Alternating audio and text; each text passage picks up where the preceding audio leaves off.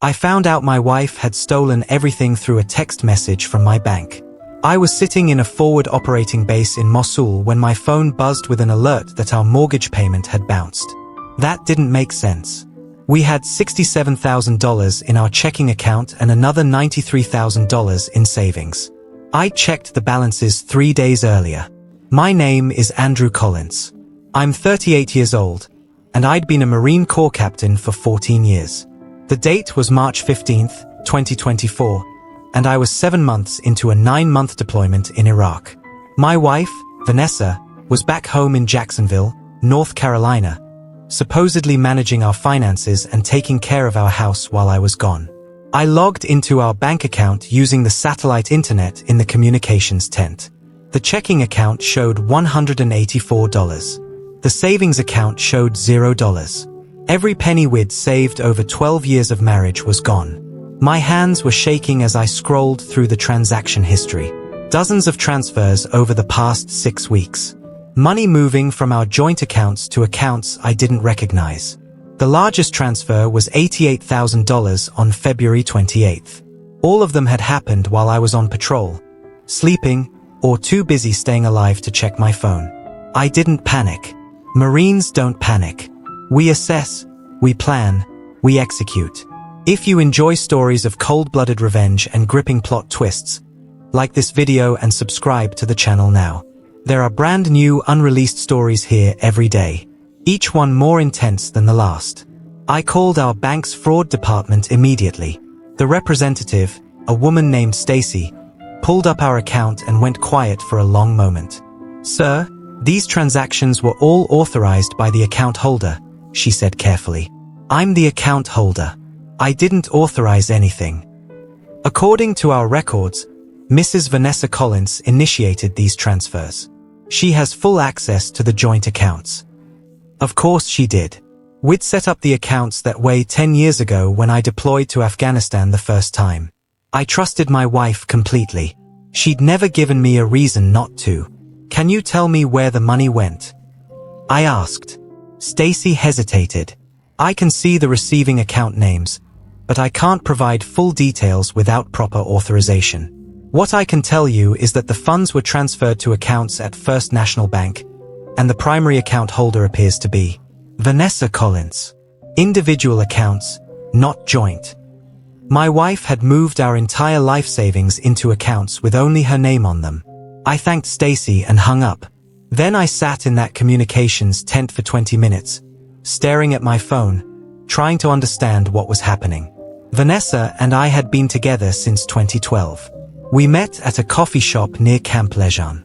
She was working as a dental hygienist, making about $48,000 a year. I was a lieutenant making $52,000. We weren't rich, but we were building something together. We got married in May 2013 at a small ceremony on Emerald Isle Beach. Her parents were there, my mom and brother, about 30 friends. It was simple and perfect. Vanessa wore a white dress she'd found at a consignment shop for $200. I wore my dress blues. We honeymooned in Charleston for 4 days because that's all we could afford. Over the years, we'd saved carefully. Every deployment, I banked most of my pay. Vanessa kept working, contributing her income. We bought our house in 2016, a 3-bedroom ranch-style home in a quiet neighborhood off Western Boulevard. Nothing fancy, but it was ours. We paid $189,000 for it with a VA loan, and by 2024 we'd built up $97,000 in equity. We talked about kids someday. Vanessa wanted to wait until I had fewer deployments. I understood. Being a military wife wasn't easy, and being a military single parent while I was overseas would be even harder. But now, sitting in Iraq with my bank account empty, I realized I'd missed something. Some warning sign I should have caught. I pulled out my laptop and started going through our email. Vanessa and I shared a joint email account for bills and important documents. I rarely checked it during deployments, but I had access. What I found made my blood run cold. There were emails from a real estate attorney named Larry Whitmore dated back to January 12, 2024. The subject line read, Property Transfer Documents, Collins Residence. I opened the first email. Mrs. Collins, attached, please find the quitclaim deed transferring sole ownership of the property at 847 Pinewood Drive from joint tenancy to your individual name. As discussed, this document will need to be notarized and filed with the Onslow County Register of Deeds. Once processed, you will be the sole legal owner of the residence. Please let me know if you have any questions about the process. Attached was a PDF. I downloaded it with hands that had gone numb. The quitclaim deed was dated January 19, 2024. It showed Andrew Collins transferring all ownership interest in our home to Vanessa Collins for consideration of $10 and other good and valuable consideration. At the bottom was a signature that looked almost exactly like mine. Almost. I'd signed thousands of military documents over 14 years. I knew my own signature. The one on this deed was close, very close, but it wasn't mine. The angle of my A was wrong. The loop on my C didn't close completely like it always did in my real signature. Someone had forged my name. My wife had forged my signature to steal our house. I kept reading emails. There were messages to a mortgage broker about refinancing the property. Messages to First National Bank about opening individual accounts. Messages to a financial advisor about protecting assets during a marital transition. Then I found the email that explained everything. It was from Vanessa to her sister, Brooke, dated February 4, 2024. The subject line was "Finally doing it. Brooke, I'm really going through with it this time. I know you said I should wait until Andrew gets back, but Scott says we need to move now while Andrew's deployed and can't interfere. The lawyer says once the deed is transferred and the money is in my name, there's nothing Andrew can do about it. Florida is not a community property state, so if I can show the assets were always mine, I get to keep them in the divorce. Scott says Andrew will probably just sign whatever papers we send him because he won't want the drama while he's trying to focus on his mission. I'll be free by summer, and Scott and I can finally be together without hiding. I love you, sis. Thanks for supporting me through this. Scott. I read the name 3 times, feeling something cold and hard settling in my chest. I went back through the emails and found more messages between Vanessa and Brooke. References to Scott's place and spending the weekend at the lake house. Plans for after everything is finalized. I opened Facebook on my phone, something I rarely did, and went to Vanessa's profile. Her privacy settings had always been open because she said she had nothing to hide. I scrolled through her recent posts and photos. There he was. Scott Brennan. Tagged in photos at restaurants I recognized in Jacksonville. At the beach. At what looked like a lake house.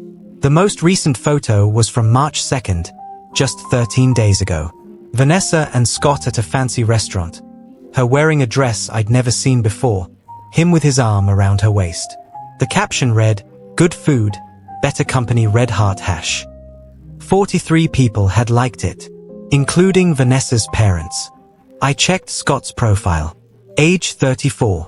Worked as a pharmaceutical sales representative for a company called MedTech Solutions. Drove a Mercedes. Lived in a waterfront condo in Wilmington. His profile was full of photos from expensive vacations, nice restaurants, and boat trips. There were photos of him and Vanessa going back 8 months. November 2023.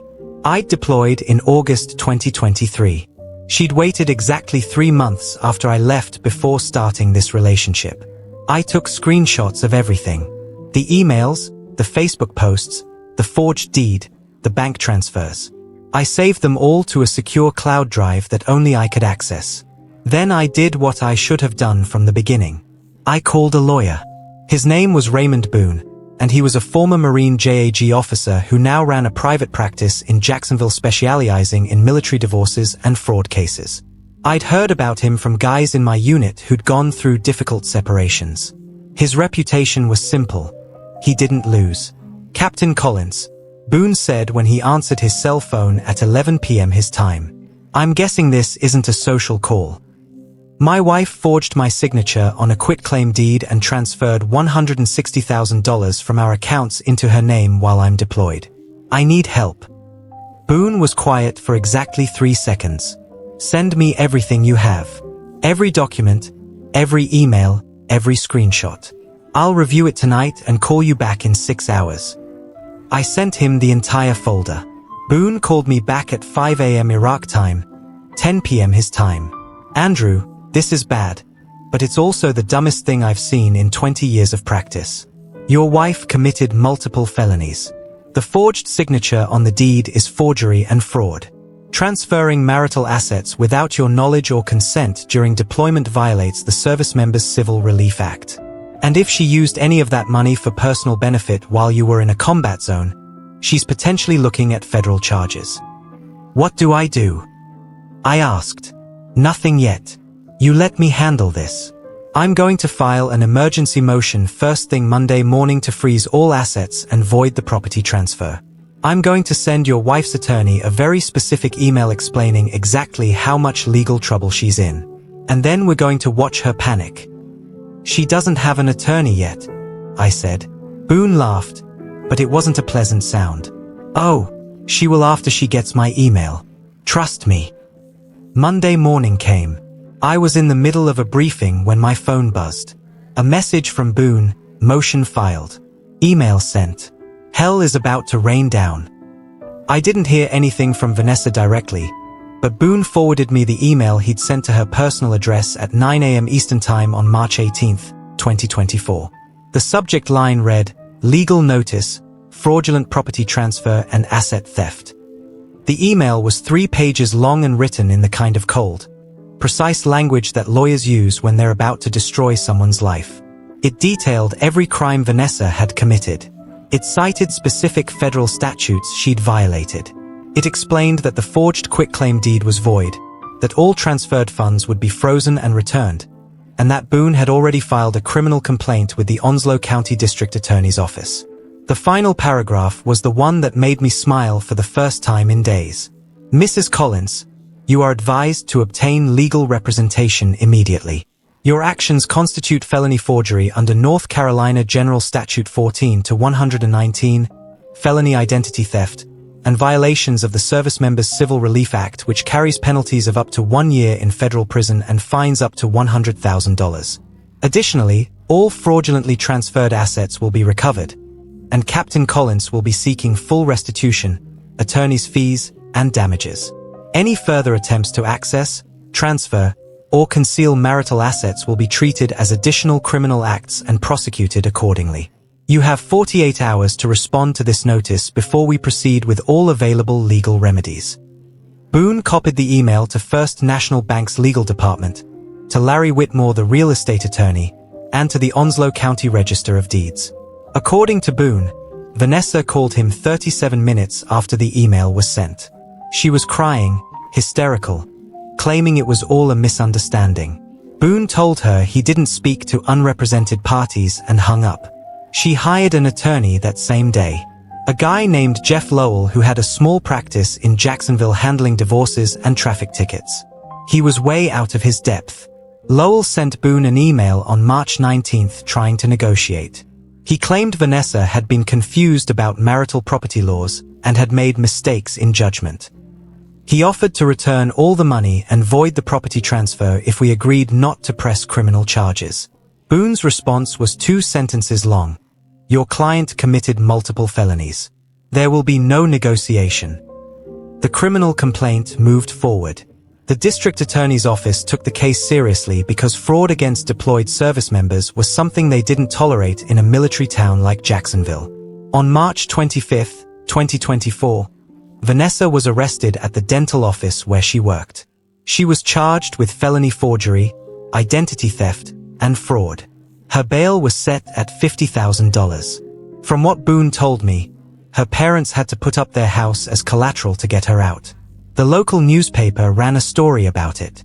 Local woman arrested for defrauding deployed Marine husband. It included her booking photo and details of the charges. The story went viral on military social media. People were furious. Vanessa's employer, a dental practice called Coastal Smiles, fired her 2 days later. Apparently, having an employee charged with fraud and identity theft wasn't good for business. Scott Brennan, her boyfriend, disappeared from her life immediately. He deleted all their photos together from Facebook and blocked her. I guess being a pharmaceutical sales rep dating a woman facing felony charges wasn't the image he wanted. While all this was happening, I was still in Iraq, still doing my job. I didn't talk to Vanessa. I didn't respond to her attempts to contact me through Facebook or email. I let Boone handle everything. The frozen assets meant Vanessa couldn't access any of the money she'd stolen. The court ordered First National Bank to return all transferred funds to our original joint account, which Boone then had the court freeze pending the divorce proceedings. In April 2024, Lowell tried again to negotiate a settlement. He sent Boone a desperate email offering to have Vanessa plead guilty to reduced charges in exchange for avoiding prison time. Boone forwarded the email to me. "What do you want to do?" he asked. I thought about it for a long time. I thought about 12 years of marriage. I thought about the woman I'd loved, who'd stood on that beach in her $200 dress and promised to love me in good times and bad. I thought about how she'd waited until I was in a combat zone to betray me in the most calculated way possible. "No deal," I told Boone. "She made her choices. She can face the consequences." The criminal trial was scheduled for August 2024. I was supposed to rotate back to the States in June, but my deployment got extended by 6 weeks due to operational needs. I wouldn't be home until mid-July. Boone handled the divorce filing while I was still overseas. North Carolina requires a 1-year separation before divorce, but the criminal case was moving faster. Vanessa's trial date was set for August 12, 2024. I flew back to North Carolina on July 18th. I'd been gone for 11 months. The house on Pinewood Drive looked exactly the same from the outside, but Vanessa was long gone. She was living with her parents in their house across town, prohibited from returning to our property by court order. I walked through the house that first day back, seeing all the things that used to be ours and realizing they were just things. The couch we'd picked out together at a furniture store in 2017. The kitchen table where we'd eaten 1,000 meals. The bedroom where we'd slept side by side for years. All of it felt empty now. Boone met me at a coffee shop the next morning. He was 56 years old. Gray hair cut high and tight like he'd never left the Corps. He brought a briefing folder that was 4 inches thick. "The criminal case is solid," he said. "The DA has the forged deed, the bank records, all of it. Lowell's been trying to get a plea deal, but the DA won't budge.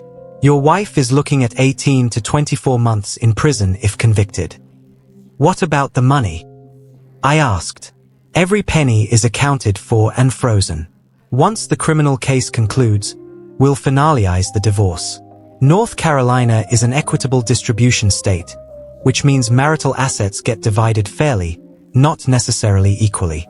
But given what she did, I'm confident we can argue for a 70 to 30 or even 80 to 20 split in your favor. She'll walk away with almost nothing." And the house? The quitclaim deed was voided in March. The house is still in joint tenancy, but we'll get it transferred to your sole ownership as part of the divorce settlement. She has no legal claim to it anymore.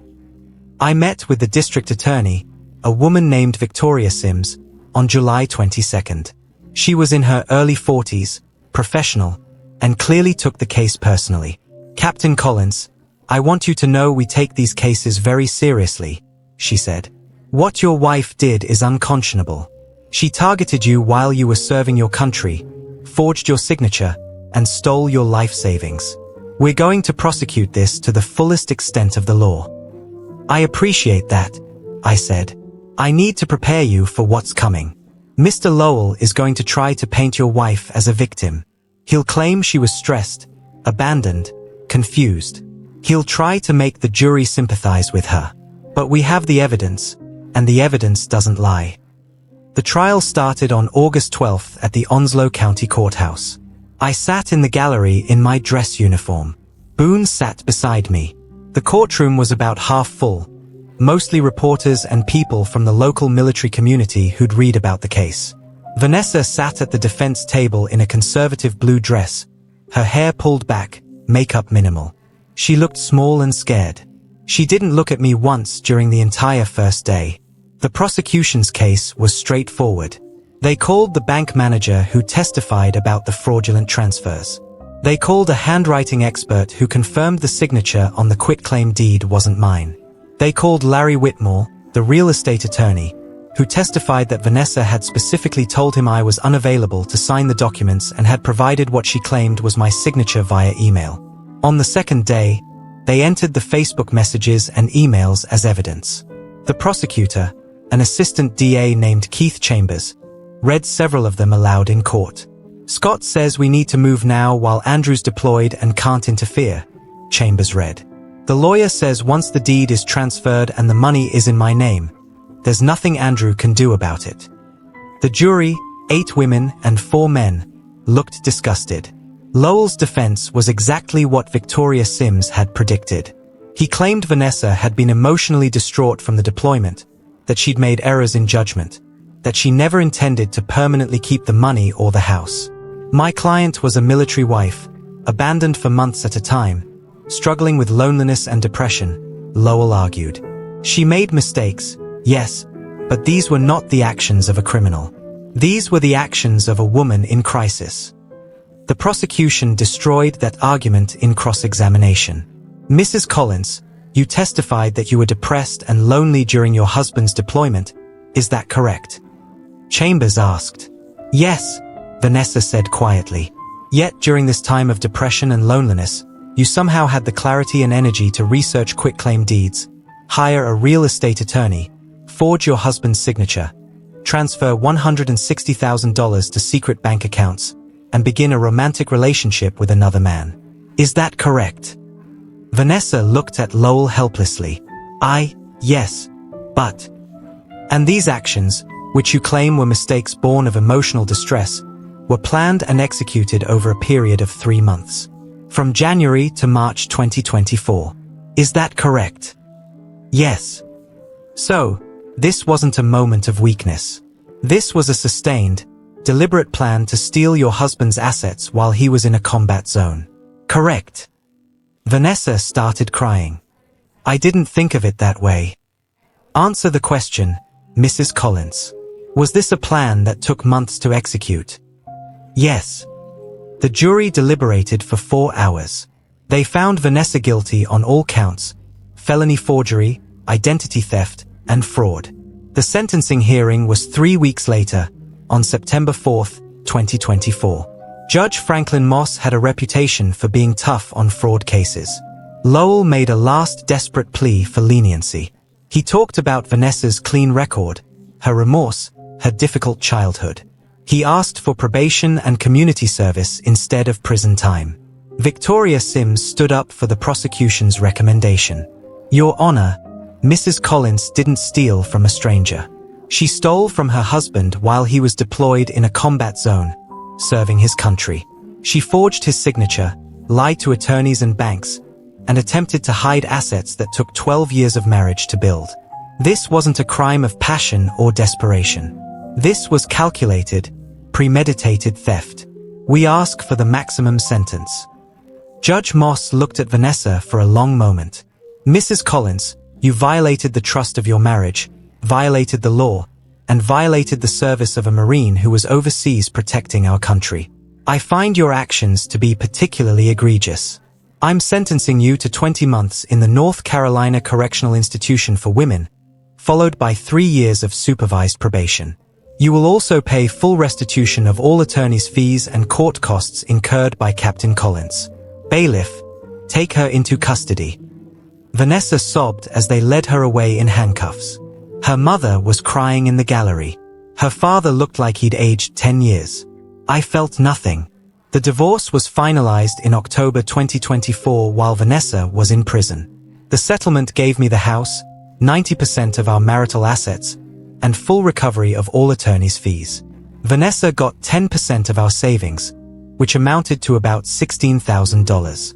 She'd have to pay me back for the attorney's fees once she got out, which would take most of that.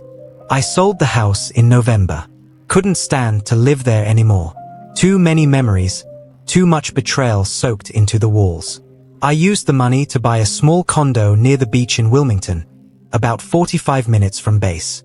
Vanessa was released from prison in March 2026 after serving 16 months with good behavior. I heard through mutual acquaintances that she moved to Raleigh to start over, working as a receptionist at a medical office making $32,000 a year. Scott Brennan never came back into her life. Last I checked, he was engaged to someone else, posting photos from European vacations. I got promoted to major in December 2025. I'm still serving, still deploying when needed. I've been on 2 more rotations since the divorce, but now my finances are managed by a financial advisor, and everything is in accounts that only I can access. I started dating again in mid-2026. Slowly, carefully, I learned to recognize red flags better, to trust my instincts when something felt off. The experience with Vanessa taught me that betrayal doesn't announce itself. It hides in plain sight, wrapped in familiarity and trust. Sometimes people ask me if I regret pressing charges, if I think prison was too harsh. The answer is simple. No. Vanessa didn't make a mistake. She made a series of calculated choices over months, each one designed to steal from me while I was unable to defend myself. She gambled that I'd be too focused on staying alive to notice what she was doing. She was wrong. The best revenge wasn't destroying her life. It was simply letting the legal system work exactly as it was designed to. She created the crime. The law delivered the consequences. I just made sure the truth came to light. If you enjoyed this story, please like this video and leave a comment telling me what you thought. And if you haven't subscribed to the channel yet, please subscribe and hit the notification bell to get alerts about new stories like this one. Thanks for watching, and I'll see you in the next one.